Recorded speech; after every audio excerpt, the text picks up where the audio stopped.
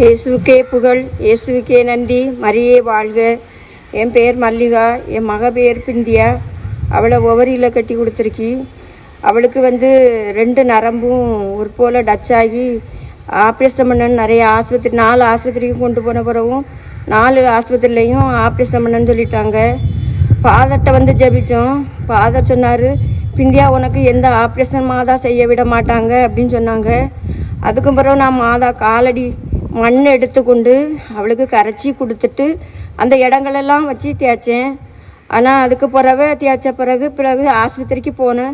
அப்போ அவங்க சொல்லிட்டு அற்புதமாக தான் இருக்குது, அவளுக்கு சர்ஜரியே பண்ண மாட்டான், ஆப்ரேஷன் பண்ண மாட்டான் அப்படின்னு சொல்லிட்டாங்க. அதுக்கும் பிறகு இந்நாள் வரையில் அவள் ஒவ்வொரு மாதமும் அங்கேருந்து வருவா மாதா சப்பரபவனிக்கு. ஆனால் அவளுக்கு அதுக்கு பிறகு எந்த வலியும் எதுவுமே கிடையாது. இப்போ நல்லா இருக்கியா. இப்போ ஒவ்வொரு மாதமும் அவள் மாதா பவனிக்கு வந்துக்கிட்டு தான் இருக்கா.